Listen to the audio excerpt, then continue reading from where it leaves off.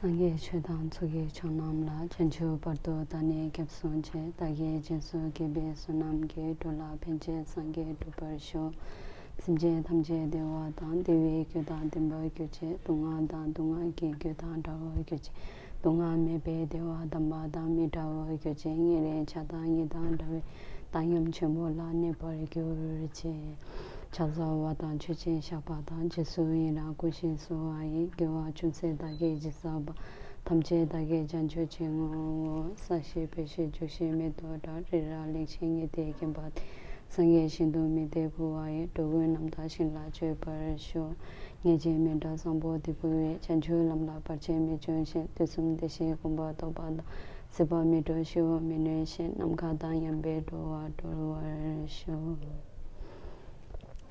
Today I will be talking about Buddhism. I think there are lots of people who have this big misconception on what Buddhism really is about. Even for myself too, until I studied the Buddhism, I thought Buddhism is about having statues of Buddha at your home. I thought Buddhism is about offering water to the Buddha and the other lamas. I thought Buddhism is about old people having rosaries in their hands and people shaving their heads and wearing red robes. And today also there are lots of people, both Buddhists and non-Buddhists, who think that Buddhism is just a mere practice of prostration, circumambulating, reciting mantras and prayers. Yes, of course, this practice of this circumambulating, prostration and reciting mantras and prayers are one of the essential practices in the Buddhism. But Buddhism is not limited to these practices only. Buddhism is more about the practices that reflects the true nature of reality. Buddhism is not a belief to be clung to, but certainly to be studied, more to be practiced, and above all to be realized by oneself. Now, the entire Buddhism can be summarized by the instruction to not harm others and benefit others. And Buddhism is about the right conduct of our mind, speech, and the body. As the Buddha said, to cease evil, to do what is good, to cleanse one's mind, this is the teaching of all Buddha. Now, Buddha has summarized the entire Buddhism beautifully in this one verse, and the verse can be described in many different terms. And today I would like to describe the verse in terms of simple practice and special practice. The first line of the verse, to cease all evil, refers the simple practice. The simple practice is when one knows the fall of doing negative actions and prevents oneself from doing those negative actions. Negative action is mostly the conduct that results in suffering for oneself and others. And the negative actions are divided by the negative action of the body, negative action of the speech, negative action of the mind, which is subdivided by the three negative action of the body, which is stealing, killing, sexual misconduct for the non-ordained people, and sexual activities for the ordained people. And the four negative action of this speech are lying, slanderous, using harsh words, and idle talk. And the three negative action of the mind are covetousness, ill will, and the wrong view. Now, what we must remember is that there is little difference between the act of killing and the negative action of killing. For our negative action to occur, they must have four factors present. They must be present the object of the action, the intention, the action itself, and the action must be completed. For example, when one undertakes the negative action of killing, there must be the act of the killing, the intention to kill, and the object, a living being, be it an insect or human being, who is capable of experiencing sensation and suffering. So if these four aspects of an action is not present, then it need not necessarily to be a negative action. Because on some rare occasion, the act of killing, lying, stealing are done through a good motivation to help others. For example, in the account of previous life of Buddha, he was a sea captain, and at that time he led 500 merchants in the ship to obtain jewels. But there was a man who was planning to kill all the merchants so that he could get all the jewels by himself. And the sea captain somehow got to know about this plan and tried to stop the man. But as he didn't see any other way to stop the man, he thought to himself, if I kill this man, this will not only save the merchants but also the man from committing such a negative karma. So with this motivation, he killed the person. Although he killed a person, he didn't commit a negative action. This is because of the motivation, kindness and compassion he had for the man and merchants. So as committing negative action causes harmful results, we should give up negative action. The result of negative action can be observed immediately. For example, when a person commits a negative action of lying, at first lying may seem beneficial, but at the end, lying doesn't work. Committing a negative action of lying, lose friends, we end up losing our friends, we end up losing trust of others, just like the shepherd who used to lie to his villagers. Once there was a shepherd who used to deceive his villagers, saying that a fox came by, and the villager used to believe him and come to help to rescue the sheep. As he continued lying for many days, the villagers stopped believing him. And one day, a fox really came by and he shouted out for help, saying that a fox came by. But none of the villagers believed him, and he ended up losing his all sheep to the fox. So, by observing the example of the consequences of lying, we can think of similar consequences relating to other negative action as well.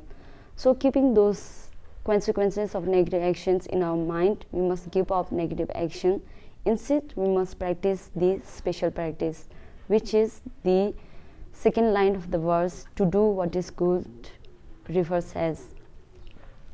The special practice is when one not only refrains from doing negative action, but also practices the virtuous action. The virtuous action are the cause for happiness of oneself and others as well. And the virtuous action are divided by the virtuous action of the body, speech and the mind, which is subdivided by the three virtuous action of the body, which is saving others' life, generosity, taking vow not to engage in the sexual misconduct or sexual activities, and four virtuous action of the speech are telling truth, reconciling two people, using pleasant words and using rightful speech. And the three special virtuous action of the mind are to be content, kindness and compassion, analyzing, examining and learning to understand the situation. So like the negative action has to have four factors present, the virtuous action must be accompanied by the three excellence or the three supreme methods: the motivation, practice with the mind free of clinging and concepts, and dedication. It is important that we incorporate with these three excellence in whatever good action we undertake. Otherwise, the action may seem beneficial and impressive on the surface, but in actual it is less than admirable. So it is important that we understand the essential of three excellence and practice accordingly. So whether it's about committing a negative action or practicing a virtuous action, it is not necessary that one must do it by oneself. Having someone else do it or rejoicing in someone else doing is also same as doing by oneself. So whenever we see a person or a friend practicing a special practice, we must rejoice in their actions. And as the negative action brings unhappiness, where the virtuous action brings happiness, we must learn to practice virtuous action. As virtuous, if we practice virtuous action, then everything will go well and will be harmony in others. As the Nagarjuna in the letter to friends said, discipline is like the land that supports both animate and inanimate. It is the foundation of all the excellent qualities. So it is important that we practice the virtuous action in our daily life too. And as our mind is the root for all the action we undertake, it is important that we tame our mind, which is what the third line of the verse, to cleanse one's mind, refers as.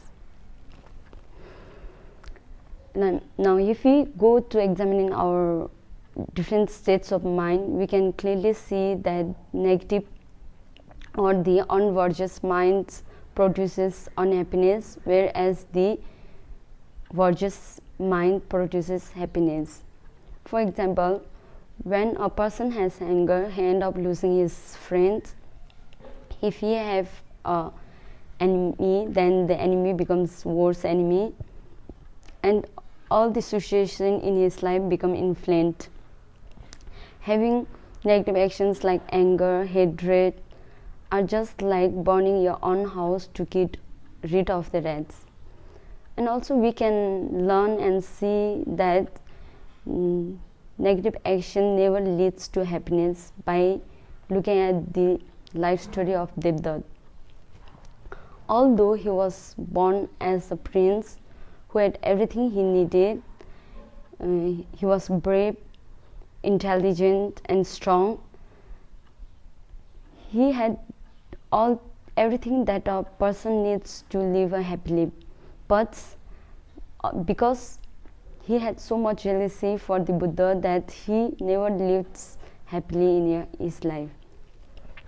He had so much jealousy in his heart that he committed so many different negative actions, like he attempted to kill the Buddha, he created schism in the order, and he attempted to harm the Buddha again and again. So with this negative thoughts in his mind, he committed various negative action which caused him suffering all along his life. But on the other hand, as the Buddha had positive thoughts and compassion and kindness in his heart, although many of persons tried to harm him, he never got harmed by their actions, and all the goodness came in his life. He got alignment with the power of the positive thoughts he had in his mind. So in this way, we must realize how the cause and effect operates. If we labor evil thoughts, then our action won't be any different, and we will end up suffering, just like the bullock cart follows where the bulls takes it. But if our thoughts are noble and positive, then our action will be equally good, and happiness will follow us like our shadow following us. So as the worldly proverb says, as you sow, so shall you reap. So once when recognize and acknowledge the whole process of negative thoughts bringing unhappiness, and whereas positive thoughts bringing happiness, we become determined to give up the negative action and thoughts such as anger, jealousy, hatred and etc. Now as we are experiencing and creating those defilements and negative thoughts for so long time that we may face many difficulties in giving them up. But there's no such activity or practice that is not made easier through practicing and training consistently, as in the Guide to Bodhisattva's Way of Life said. There's nothing whatsoever that is not made easier through practicing. So through practicing, we can change ourselves, we can change our life, and we can change our mind to have positive thoughts by training our mind to give up clinging to oneself. As clinging to oneself drives negative thoughts, which leads negative actions and brings suffering. So clinging to oneself originates the desire that seeks happiness for oneself, that in order to make oneself happy, we end up having negative thoughts and negative action. And this story that His Holiness 17 Karmapa shared on his book The Heart is Noble, which shows exactly how clinging to oneself not only brings suffering to others but to oneself also. Once there was a two-headed eagle, and the two heads had different ways of thinking the world, and they have different ways of thinking about life. Even though they both were joined to one body, they didn't love each other, and instead they wanted to have the body by themselves, that they always thinking about how to get rid of the other. Well, one day they landed near some poison, and each of them enticed other to eat the poison. So they were so self-centered and hated each other so much that they forget that they share the same body. If one eats the poison, then other will be harmed too. So like this, when we cling to oneself, then we end up having those negative thoughts about hurting other, not keeping in mind that our relation with other sentient beings are just like the conjoined twins, whose happiness are so independent with each other. So in brief, if we realize, one must realize that clinging to oneself leads negative thoughts, which brings negative action, and then suffering will come. And we should know and keep in our mind that giving up clinging to oneself cultivates negative thoughts, which encourage negative action, and happiness will follow not only in our life but others as well. So create an environment which is positive, full of compassion and kindness in your mind, then extend it to your action, then extend it to your family and friends, then extend it to your all sentient beings. So with saying this, I would like to conclude today's discussion and dedicate the merit of discussing Dharma for all sentient beings. So nam de thamche sepanye thomne nyebe danam phamche kega nache bala tupai sebe chole doa dorwa sho temba jite kamso jamba dan temba nye shindu sawat tense bulo dashinge bai temba yure nebe dashi sho. Thank you.